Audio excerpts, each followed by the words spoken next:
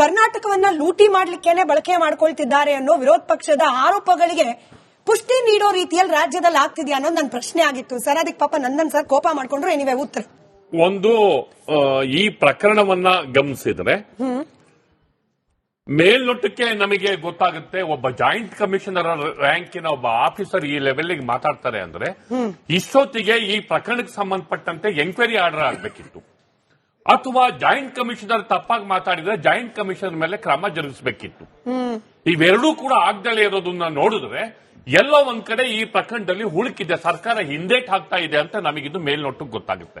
ಎಂಕ್ವೈರಿಗೆ order ಮಾಡೋದಕ್ಕೆ ಸರ್ಕಾರ ಹಿಂದೇಟ್ ಹಾಕ್ತಿರೋದು ನಮಗೆ ಗೊತ್ತಾಗ್ತಿರುತ್ತೆ. ಯಾಕೆಂತಂದ್ರೆ ಪ್ರಿವೆನ್ಷನ್ ಆಫ್ ಕರಪ್ಷನ್ ಆಕ್ಟ್ ಇದು ಅಟ್ರಾಕ್ಟ್ ಮಾಡುತ್ತೆ, ಇದು ಭ್ರಷ್ಟಾಚಾರ ನಿಗ್ರಹ ಕಾಯ್ದೆಯನ್ನು ಅಟ್ರಾಕ್ಟ್ ಮಾಡುತ್ತೆ.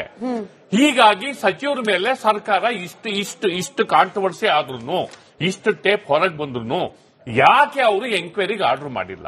ಮತ್ತೆ ಈ ಹಿಂದೆ ಲೋಕಾಯುಕ್ತ ಜೋಶಿ ಪ್ರಕರಣದಲ್ಲೂ ಕೂಡ ಅವರು ಹೋಗ್ಬಿಡ್ತಾರೆ, ರಿಸಿಗ್ನೇಷನ್ ಕೊಡೋ ಪರಿಸ್ಥಿತಿ ಬರುತ್ತೆ ಅಂತ ನಾವು ತಿಳ್ಕೊಂಡಿದ್ವಿ. ಆ ಪೋರ್ಷನ್ ಮಾತ್ರ ಎಂಕ್ವೈರಿ ಆಗ್ಲಿಲ್ಲ.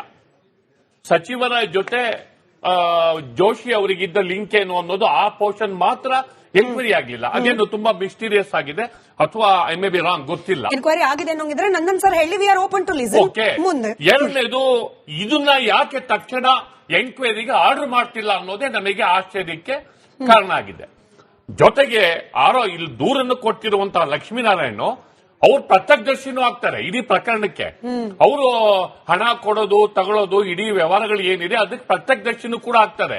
ಹೀಗಾಗಿ ಅವರನ್ನು ಕೂಡ ಕರೆಸಿ ಅವ್ರದೊಂದು ಸ್ಟೇಟ್ಮೆಂಟ್ ಕೊಡಬೇಕು ಮತ್ತು ಅವರನ್ನ ಪ್ರಮುಖ ಸಾಕ್ಷಿಯಾಗಿ ಪರಿಗಣಿಸಬೇಕಾಗುತ್ತೆ. ಇಷ್ಟಿದ್ರೂ ಕೂಡ ಸರ್ಕಾರ ಏನೇ ತರದಲ್ಲಿ ಯಾವುದೇ ರೀತಿಯಲ್ಲಿ ಆಕ್ಟ್ ಮಾಡದಲ್ಲೇ ಇರೋದು ನೋಡಿದ್ರೆ ಈಗ ಹಿಂದೆ ಅನುಮಾನದಿಂದ ಸರ್ಕಾರ ನಡ್ಕೋತಾ ಇದೆ. Number one. ನಂಬರ್ ಟು, ಪ್ರತಿಪಕ್ಷದ್ದು ನೀವು ಕೇಳಿದ್ರಿ, ನೀವು ಪ್ರತಿಪಕ್ಷ ಏನ್ ಮಾಡ್ತಿದೆ ಅಂತ. ಪ್ರತಿಪಕ್ಷಗಳ ಸ್ಟೇಟ್ಮೆಂಟ್ ಸರಿ ಇಲ್ಲ, ಬರೀ ಸ್ಟೇಟ್ಮೆಂಟಿಗಷ್ಟೇ ಸಾಲದು. ಪ್ರತಿಪಕ್ಷಗಳು ಉಗ್ರ ಹೋರಾಟ ಅಂದ್ರೆ ಪ್ರೆಸ್ ಕಾನ್ಫರೆನ್ಸ್ ಕರೆದುಬಿಟ್ಟು ಸ್ಟೇಟ್ಮೆಂಟ್ ಮಾಡೋದಲ್ಲ. ಪ್ರಿವೆನ್ಷನ್ ಆಫ್ ಕರಪ್ಷನ್ ಆಕ್ಟ್ ಅಲ್ಲಿ ಗವರ್ನರ್ ಹತ್ರ ಹೋಗ್ಬೇಕು, ಇವ್ರ ಹತ್ರ ನೇರವಾಗಿ ಆಕ್ಟ್ ತಗೊಳಕ್ಕಾಗಲ್ಲ.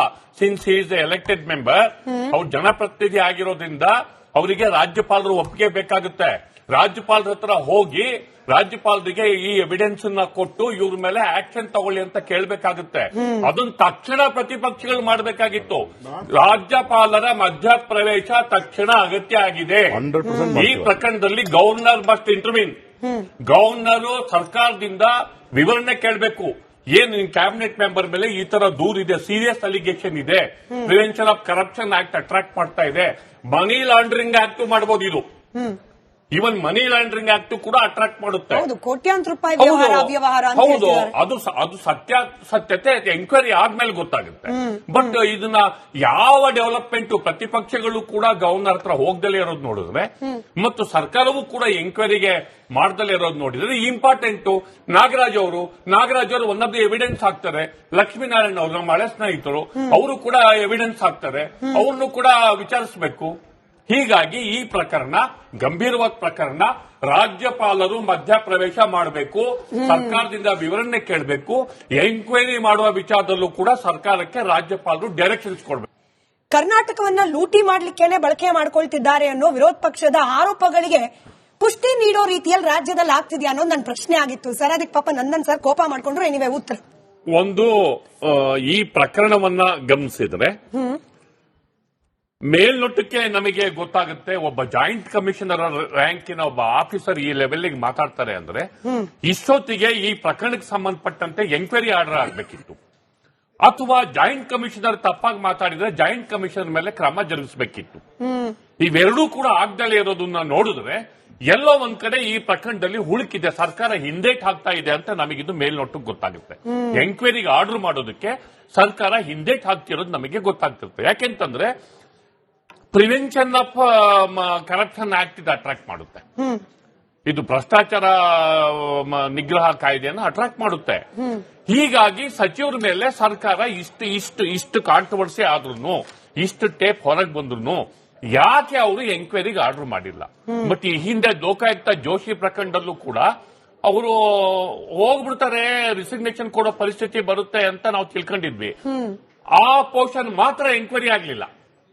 ಸಚಿವರ ಜೊತೆ ಜೋಶಿ ಅವರಿಗಿದ್ದ ಲಿಂಕ್ ಏನು ಅನ್ನೋದು ಆ ಪೋರ್ಷನ್ ಮಾತ್ರ ಎಂಕ್ವೈರಿ ಆಗಲಿಲ್ಲ. ಅದೇನು ತುಂಬಾ ಮಿಸ್ಟೀರಿಯಸ್ ಆಗಿದೆ ಅಥವಾ ಐ ಮೇ ಬಿ ರಾಂಗ್, ಗೊತ್ತಿಲ್ಲ. ಎನ್ಕ್ವೈರಿ ಆಗಿದೆ ಅನ್ನೋಂಗಿದ್ರೆ ನಂದನ್ ಸರ್ ಹೇಳಿ we are open to listen. Okay. ಮುಂದೆ ಎರಡನೇದು, ಇದನ್ನ ಯಾಕೆ ತಕ್ಷಣ ಎಂಕ್ವೈರಿಗೆ ಆರ್ಡರ್ ಮಾಡ್ತಿಲ್ಲ ಅನ್ನೋದೇ ನಮಗೆ ಆಶ್ಚರ್ಯಕ್ಕೆ ಕಾರಣ ಆಗಿದೆ.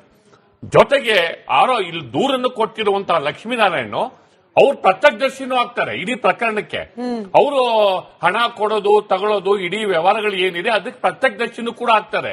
ಹೀಗಾಗಿ ಅವರನ್ನು ಕೂಡ ಕರೆಸಿ ಅವ್ರದೊಂದು ಸ್ಟೇಟ್ಮೆಂಟ್ ಕೊಡಬೇಕು ಮತ್ತು ಅವರನ್ನ ಪ್ರಮುಖ ಸಾಕ್ಷಿಯಾಗಿ ಪರಿಗಣಿಸಬೇಕಾಗುತ್ತೆ. ಇಷ್ಟಿದ್ರೂ ಕೂಡ ಸರ್ಕಾರ ಏನೇ ತರದಲ್ಲಿ ಯಾವುದೇ ರೀತಿಯಲ್ಲಿ ಆಕ್ಟ್ ಮಾಡದಲ್ಲೇ ಇರೋದು ನೋಡಿದ್ರೆ ಈಗ ಹಿಂದೆ ಅನುಮಾನದಿಂದ ಸರ್ಕಾರ ನಡ್ಕೋತಾ ಇದೆ. Number one. ನಂಬರ್ ಕನ್ಕ್ಲೂಷನ್ ಬರ್ತಿಲ್ಲ. ಇಲ್ಲ, ಪ್ರತಿಪಕ್ಷದ್ದು ನೀವು ಕೇಳಿದ್ರಿ. ನೀವು ಪ್ರತಿಪಕ್ಷ ಏನ್ ಮಾಡ್ತಿದೆ ಅಂತ. ಪ್ರತಿಪಕ್ಷಗಳ ಸ್ಟೇಟ್ಮೆಂಟ್ ಸರಿ ಇಲ್ಲ. ಬರೀ ಸ್ಟೇಟ್ಮೆಂಟಿಗೆ ಅಷ್ಟೇ ಸಾಲದು. ಪ್ರತಿಪಕ್ಷಗಳು ಉಗ್ರ ಹೋರಾಟ ಅಂದ್ರೆ ಪ್ರೆಸ್ ಕಾನ್ಫರೆನ್ಸ್ ಕರೆದುಬಿಟ್ಟು ಸ್ಟೇಟ್ಮೆಂಟ್ ಮಾಡೋದಲ್ಲ. ಪ್ರಿವೆನ್ಷನ್ ಆಫ್ ಕರಪ್ಷನ್ ಆಕ್ಟ್ ಅಲ್ಲಿ ಗವರ್ನರ್ ಹತ್ರ ಹೋಗ್ಬೇಕು, ಇವ್ರ ಹತ್ರ ನೇರವಾಗಿ ಆಕ್ಟ್ ತಗೊಳಕ್ಕಾಗಲ್ಲ. Since he is elected member, ಅವ್ರು ಜನಪ್ರತಿನಿಧಿ ಆಗಿರೋದ್ರಿಂದ ಅವರಿಗೆ ರಾಜ್ಯಪಾಲರು ಒಪ್ಪಿಗೆ ಬೇಕಾಗುತ್ತೆ. ರಾಜ್ಯಪಾಲರ ಹತ್ರ ಹೋಗಿ ರಾಜ್ಯಪಾಲರಿಗೆ ಈ ಎವಿಡೆನ್ಸ್ ಅನ್ನ ಕೊಟ್ಟು ಇವ್ರ ಮೇಲೆ ಆಕ್ಷನ್ ತಗೊಳ್ಳಿ ಅಂತ ಕೇಳಬೇಕಾಗುತ್ತೆ. ಅದನ್ನ ತಕ್ಷಣ ಪ್ರತಿಪಕ್ಷಗಳು ಮಾಡಬೇಕಾಗಿತ್ತು. ರಾಜ್ಯಪಾಲರ ಮಧ್ಯಪ್ರವೇಶ ತಕ್ಷಣ ಅಗತ್ಯ ಆಗಿದೆ. ಈ ಪ್ರಕರಣದಲ್ಲಿ ಗವರ್ನರ್ ಮಸ್ಟ್ ಇಂಟರ್ವ್ಯೂನ್.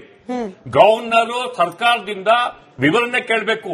ಏನ್ ಕ್ಯಾಬಿನೆಟ್ ಮೆಂಬರ್ ಮೇಲೆ ಈ ತರ ದೂರಿದೆ, ಸೀರಿಯಸ್ ಅಲಿಗೇಷನ್ ಇದೆ, prevention of corruption act attract ಮಾಡ್ತಾ ಇದೆ, ಮನಿ ಲಾಂಡ್ರಿಂಗ್ ಆಕ್ಟ್ ಮಾಡಬಹುದು. ಇದು ಈವನ್ ಮನಿ ಲಾಂಡ್ರಿಂಗ್ ಆಕ್ಟ್ ಕೂಡ ಅಟ್ರಾಕ್ಟ್ ಮಾಡುತ್ತೆ. ಕೋಟ್ಯಾಂತರ ರೂಪಾಯಿ ಹೌದು, ಅದು ಸತ್ಯತೆ ಎಂಕ್ವೈರಿ ಆದ್ಮೇಲೆ ಗೊತ್ತಾಗುತ್ತೆ. ಬಟ್ ಇದನ್ನ ಯಾವ ಡೆವಲಪ್ಮೆಂಟ್ ಪ್ರತಿಪಕ್ಷಗಳು ಕೂಡ ಗವರ್ನರ್ ಹತ್ರ ಹೋಗ್ದಲೇ ಇರೋದು ನೋಡಿದ್ರೆ ಮತ್ತು ಸರ್ಕಾರವೂ ಕೂಡ ಎಂಕ್ವೈರಿಗೆ ಮಾಡ್ದಲೇ ಇರೋದು ನೋಡಿದ್ರೆ ಇಂಪಾರ್ಟೆಂಟ್. ನಾಗರಾಜ್ ಅವರು ಒನ್ ಆಫ್ ದಿ ಎವಿಡೆನ್ಸ್ ಹಾಕ್ತಾರೆ. ಲಕ್ಷ್ಮೀನಾರಾಯಣ ಅವರು ನಮ್ಮ ಹಳೆ ಸ್ನೇಹಿತರು, ಅವರು ಕೂಡ ಎವಿಡೆನ್ಸ್ ಹಾಕ್ತಾರೆ. ಅವ್ರನ್ನು ಕೂಡ ವಿಚಾರಿಸಬೇಕು. ಹೀಗಾಗಿ ಈ ಪ್ರಕರಣ ಗಂಭೀರವಾದ ಪ್ರಕರಣ. ರಾಜ್ಯಪಾಲರು ಮಧ್ಯಪ್ರವೇಶ ಮಾಡಬೇಕು, ಸರ್ಕಾರದಿಂದ ವಿವರಣೆ ಕೇಳಬೇಕು. ಎಂಕ್ವೈರಿ ಮಾಡುವ ವಿಚಾರದಲ್ಲೂ ಕೂಡ ಸರ್ಕಾರಕ್ಕೆ ರಾಜ್ಯಪಾಲರು ಡೈರೆಕ್ಷನ್. ಕರ್ನಾಟಕವನ್ನ ಲೂಟಿ ಮಾಡ್ಲಿಕ್ಕೇನೆ ಬಳಕೆ ಮಾಡ್ಕೊಳ್ತಿದ್ದಾರೆ ಅನ್ನೋ ವಿರೋಧ ಪಕ್ಷದ ಆರೋಪಗಳಿಗೆ ಪುಷ್ಟಿ ನೀಡೋ ರೀತಿಯಲ್ಲಿ ರಾಜ್ಯದಲ್ಲಿ ಆಗ್ತಿದೆಯಾ ಅನ್ನೋದು ನನ್ನ ಪ್ರಶ್ನೆ ಆಗಿತ್ತು ಸರ್. ಅದಕ್ಕೆ ಪಾಪ ನಂದನ್ ಸರ್ ಕೋಪ ಮಾಡ್ಕೊಂಡ್ರು. ಏನಿವೆ ಉತ್ತರ ಒಂದು, ಈ ಪ್ರಕರಣವನ್ನ ಗಮನಿಸಿದ್ರೆ ಮೇಲ್ನೋಟಕ್ಕೆ ನಮಗೆ ಗೊತ್ತಾಗುತ್ತೆ ಒಬ್ಬ ಜಾಯಿಂಟ್ ಕಮಿಷನರ್ ರ್ಯಾಂಕಿನ ಒಬ್ಬ ಆಫೀಸರ್ ಈ ಲೆವೆಲ್ಗೆ ಮಾತಾಡ್ತಾರೆ ಅಂದ್ರೆ ಇಷ್ಟೊತ್ತಿಗೆ ಈ ಪ್ರಕರಣಕ್ಕೆ ಸಂಬಂಧಪಟ್ಟಂತೆ ಎಂಕ್ವೈರಿ ಆರ್ಡರ್ ಆಗಬೇಕಿತ್ತು. ಅಥವಾ ಜಾಯಿಂಟ್ ಕಮಿಷನರ್ ತಪ್ಪಾಗಿ ಮಾತಾಡಿದ್ರೆ ಜಾಯಿಂಟ್ ಕಮಿಷನರ್ ಮೇಲೆ ಕ್ರಮ ಜರುಗಿಸಬೇಕಿತ್ತು. ಇವೆರಡೂ ಕೂಡ ಆಗ್ದಲೇ ಇರೋದನ್ನ ನೋಡಿದ್ರೆ ಎಲ್ಲೋ ಒಂದ್ ಕಡೆ ಈ ಪ್ರಕರಣದಲ್ಲಿ ಹುಳುಕಿದೆ, ಸರ್ಕಾರ ಹಿಂದೇಟ್ ಹಾಕ್ತಾ ಇದೆ ಅಂತ ನಮಗಿದು ಮೇಲ್ನೋಟಕ್ಕೆ ಗೊತ್ತಾಗುತ್ತೆ. ಎಂಕ್ವೈರಿಗೆ ಆರ್ಡರ್ ಮಾಡೋದಕ್ಕೆ ಸರ್ಕಾರ ಹಿಂದೇಟ್ ಹಾಕ್ತಿರೋದು ನಮಗೆ ಗೊತ್ತಾಗ್ತಿರುತ್ತೆ. ಯಾಕೆಂತಂದ್ರೆ ಪ್ರಿವೆನ್ಷನ್ ಆಫ್ ಕರಪ್ಷನ್ ಆಕ್ಟ್ ಇದು ಅಟ್ರಾಕ್ಟ್ ಮಾಡುತ್ತೆ. ಇದು ಭ್ರಷ್ಟಾಚಾರ ನಿಗ್ರಹ ಕಾಯ್ದೆಯನ್ನು ಅಟ್ರಾಕ್ಟ್ ಮಾಡುತ್ತೆ. ಹೀಗಾಗಿ ಸಚಿವರ ಮೇಲೆ ಸರ್ಕಾರ ಇಷ್ಟು ಕಾಂಟ್ರವರ್ಸಿ ಆದ್ರೂ, ಇಷ್ಟು ಟೇಪ್ ಹೊರಗೆ ಬಂದ್ರು ಯಾಕೆ ಅವರು ಎಂಕ್ವೈರಿಗೆ ಆರ್ಡರ್ ಮಾಡಿಲ್ಲ? ಮತ್ತೆ ಈ ಹಿಂದೆ ಲೋಕಾಯುಕ್ತ ಜೋಶಿ ಪ್ರಕರಣದಲ್ಲೂ ಕೂಡ ಅವರು ಹೋಗ್ಬಿಡ್ತಾರೆ, ರಿಸಿಗ್ನೇಷನ್ ಕೊಡೋ ಪರಿಸ್ಥಿತಿ ಬರುತ್ತೆ ಅಂತ ನಾವು ತಿಳ್ಕೊಂಡಿದ್ವಿ. ಆ ಪೋರ್ಷನ್ ಮಾತ್ರ ಎಂಕ್ವೈರಿ ಆಗಲಿಲ್ಲ. ಸಚಿವರ ಜೊತೆ ಜೋಶಿ ಅವರಿಗಿದ್ದ ಲಿಂಕ್ ಏನು ಅನ್ನೋದು ಆ ಪೋರ್ಷನ್ ಮಾತ್ರ ಎಂಕ್ವೈರಿ ಆಗಲಿಲ್ಲ. ಅದೇನು ತುಂಬಾ ಮಿಸ್ಟೀರಿಯಸ್ ಆಗಿದೆ ಅಥವಾ ಐ ಮೇ ಬಿ ರಾಂಗ್, ಗೊತ್ತಿಲ್ಲ. ಎನ್ಕ್ವೈರಿ ಆಗಿದೆ ಅನ್ನೋಂಗಿದ್ರೆ ನಂದನ್ ಸರ್ ಹೇಳಿ we are open to listen. Okay. ಎರಡನೇದು, ಇದನ್ನ ಯಾಕೆ ತಕ್ಷಣ ಎಂಕ್ವೈರಿಗೆ ಆರ್ಡರ್ ಮಾಡ್ತಿಲ್ಲ ಅನ್ನೋದೇ ನಮಗೆ ಆಶ್ಚರ್ಯಕ್ಕೆ ಕಾರಣ ಆಗಿದೆ. ಜೊತೆಗೆ ಇಲ್ಲಿ ದೂರನ್ನು ಕೊಟ್ಟಿರುವಂತಹ ಲಕ್ಷ್ಮೀನಾರಾಯಣ ಅವ್ರು ಪ್ರತ್ಯಕ್ಷದರ್ಶಿನೂ ಆಗ್ತಾರೆ ಇಡೀ ಪ್ರಕರಣಕ್ಕೆ. ಅವರು ಹಣ ಕೊಡೋದು ತಗೊಳ್ಳೋದು ಇಡೀ ವ್ಯವಹಾರಗಳು ಏನಿದೆ ಅದಕ್ಕೆ ಪ್ರತ್ಯಕ್ಷದರ್ಶಿನೂ ಕೂಡ ಆಗ್ತಾರೆ. ಹೀಗಾಗಿ ಅವರನ್ನು ಕೂಡ ಕರೆಸಿ ಅವ್ರದೊಂದು ಸ್ಟೇಟ್ಮೆಂಟ್ ಕೊಡಬೇಕು ಮತ್ತು ಅವರನ್ನ ಪ್ರಮುಖ ಸಾಕ್ಷಿಯಾಗಿ ಪರಿಗಣಿಸಬೇಕಾಗುತ್ತೆ. ಇಷ್ಟಿದ್ರೂ ಕೂಡ ಸರ್ಕಾರ ಏನೇ ತರದಲ್ಲಿ ಯಾವುದೇ ರೀತಿಯಲ್ಲಿ ಆಕ್ಟ್ ಮಾಡದಲ್ಲೇ ಇರೋದು ನೋಡಿದ್ರೆ ಈಗ ಹಿಂದೆ ಅನುಮಾನದಿಂದ ಸರ್ಕಾರ ನಡ್ಕೋತಾ ಇದೆ. Number one. ನಂಬರ್ ಕನ್ಕ್ಲೂಷನ್ ಬರ್ತಿಲ್ಲ. ಇಲ್ಲ, ಪ್ರತಿಪಕ್ಷದ್ದು ನೀವು ಕೇಳಿದ್ರಿ. ನೀವು ಪ್ರತಿಪಕ್ಷ ಏನ್ ಮಾಡ್ತಿದೆ ಅಂತ.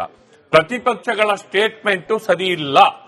ಬರೀ ಸ್ಟೇಟ್ಮೆಂಟಿಗೆ ಅಷ್ಟೇ ಸಾಲದು. ಪ್ರತಿಪಕ್ಷಗಳು ಉಗ್ರ ಹೋರಾಟ ಅಂದ್ರೆ ಪ್ರೆಸ್ ಕಾನ್ಫರೆನ್ಸ್ ಕರೆದುಬಿಟ್ಟು ಸ್ಟೇಟ್ಮೆಂಟ್ ಮಾಡೋದಲ್ಲ. ಪ್ರಿವೆನ್ಷನ್ ಆಫ್ ಕರಪ್ಷನ್ ಆಕ್ಟ್ ಅಲ್ಲಿ ಗವರ್ನರ್ ಹತ್ರ ಹೋಗ್ಬೇಕು, ಇವ್ರ ಹತ್ರ ನೇರವಾಗಿ ಆಕ್ಟ್ ತಗೊಳಕ್ಕಾಗಲ್ಲ.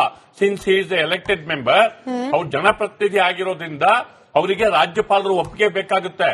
ರಾಜ್ಯಪಾಲರ ಹತ್ರ ಹೋಗಿ ರಾಜ್ಯಪಾಲರಿಗೆ ಈ ಎವಿಡೆನ್ಸ್ ಅನ್ನ ಕೊಟ್ಟು ಇವ್ರ ಮೇಲೆ ಆಕ್ಷನ್ ತಗೊಳ್ಳಿ ಅಂತ ಕೇಳಬೇಕಾಗುತ್ತೆ. ಅದನ್ನ ತಕ್ಷಣ ಪ್ರತಿಪಕ್ಷಗಳು ಮಾಡಬೇಕಾಗಿತ್ತು.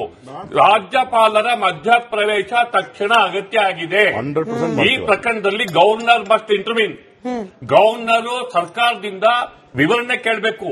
ಏನ್ ಕ್ಯಾಬಿನೆಟ್ ಮೆಂಬರ್ ಮೇಲೆ ಈ ತರ ದೂರಿದೆ, ಸೀರಿಯಸ್ ಅಲಿಗೇಷನ್ ಇದೆ, prevention of corruption act attract ಮಾಡ್ತಾ ಇದೆ, ಮನಿ ಲಾಂಡ್ರಿಂಗ್ ಆಕ್ಟ್ ಮಾಡಬಹುದು. ಇದು ಈವನ್ ಮನಿ ಲಾಂಡ್ರಿಂಗ್ ಆಕ್ಟ್ ಕೂಡ ಅಟ್ರಾಕ್ಟ್ ಮಾಡುತ್ತೆ. ಕೋಟ್ಯಾಂತರ ರೂಪಾಯಿ ಅವ್ಯವಹಾರ ಅಂತ ಹೌದು, ಹೇಳ್ತಿದ್ದಾರೆ. ಅದು ಸತ್ಯತೆ ಎಂಕ್ವೈರಿ ಆದ್ಮೇಲೆ ಗೊತ್ತಾಗುತ್ತೆ.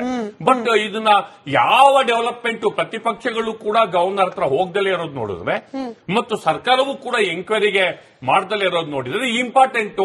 ನಾಗರಾಜ್ ಅವರು ಒನ್ ಆಫ್ ದಿ ಎವಿಡೆನ್ಸ್ ಹಾಕ್ತಾರೆ. ಲಕ್ಷ್ಮೀನಾರಾಯಣ ಅವರು ನಮ್ಮ ಹಳೆ ಸ್ನೇಹಿತರು, ಅವರು ಕೂಡ ಎವಿಡೆನ್ಸ್ ಹಾಕ್ತಾರೆ. ಅವ್ರನ್ನು ಕೂಡ ವಿಚಾರಿಸಬೇಕು. ಹೀಗಾಗಿ ಈ ಪ್ರಕರಣ ಗಂಭೀರವಾದ ಪ್ರಕರಣ. ರಾಜ್ಯಪಾಲರು ಮಧ್ಯಪ್ರವೇಶ ಮಾಡಬೇಕು, ಸರ್ಕಾರದಿಂದ ವಿವರಣೆ ಕೇಳಬೇಕು. ಎಂಕ್ವೈರಿ ಮಾಡುವ ವಿಚಾರದಲ್ಲೂ ಕೂಡ ಸರ್ಕಾರಕ್ಕೆ ರಾಜ್ಯಪಾಲರು ಡೈರೆಕ್ಷನ್